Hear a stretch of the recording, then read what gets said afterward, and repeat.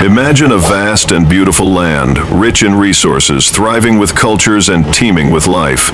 Now imagine that same land reduced to misery, death, and despair under the rule of one man driven by greed. This is the tragic story of King Leopold II of Belgium and his ruthless exploitation of the Congo. Our story begins in Belgium in 1865, when Leopold II became king. He was a man of vision, but his ambitions were not for his country's glory.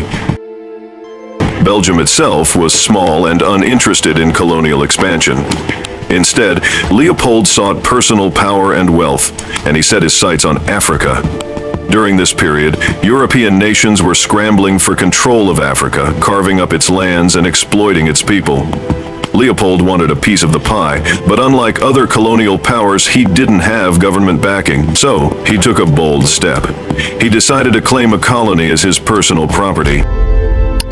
Leopold turned his attention to the Congo, a region in Central Africa rich in ivory, rubber, and other resources. But how could he justify taking control? He crafted a brilliant and deceptive plan. In 1876, he hosted the Brussels Geographic Conference, claiming he wanted to civilize Africa and end the Arab slave trade. He wrapped his ambitions in the language of humanitarianism, presenting himself as a benevolent king who wanted to help the people of Africa. Leopold's lies worked.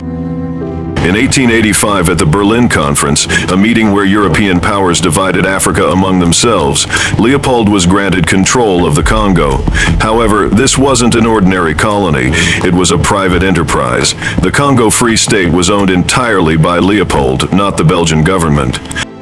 Once Leopold had control, his true intentions became clear. The Congo Free State became a massive labor camp. Leopold's agents forced the local population to harvest rubber, ivory, and other resources. To enforce his rule, Leopold created a private army called the Force Publique. This force was notorious for its brutality, and their orders were simple: meet the quotas, no matter the cost. What happened next was nothing short of a nightmare.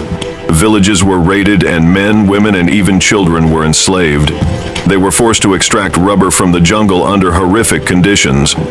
Those who resisted were beaten, tortured, or killed. One of the most shocking tactics was the cutting off of hands. Soldiers were ordered to collect severed hands as proof they hadn't wasted bullets. This led to a gruesome practice where hands were cut off even from the living. Villages that failed to meet rubber quotas were burned to the ground. The forced labor system disrupted agriculture, leading to famine and disease, which further decimated the population. Historians estimate that during Leopold's rule, as many as 10 million Congolese people, half the population, died from violent starvation and disease. For years, Leopold managed to hide the atrocities from the world, using propaganda to portray himself as a hero. But the truth couldn't stay buried forever. Missionaries, travelers, and activists who visited the Congo began to speak out. One of the first to expose Leopold's crimes was George Washington Williams, an African-American journalist and historian. He described the Congo Free State as a crime against humanity. Later, activists like E.D. Morel, who noticed suspicious shipments of weapons to the Congo, and Roger Casement, who documented first-hand accounts of the horrors, brought international attention to the atrocities. The global outcry grew louder, and Leopold could no longer maintain his facade. Under intense pressure from activists and governments, Leopold was forced to give up control of the Congo in 1908. The Belgian government took over, turning it into the Belgian Congo.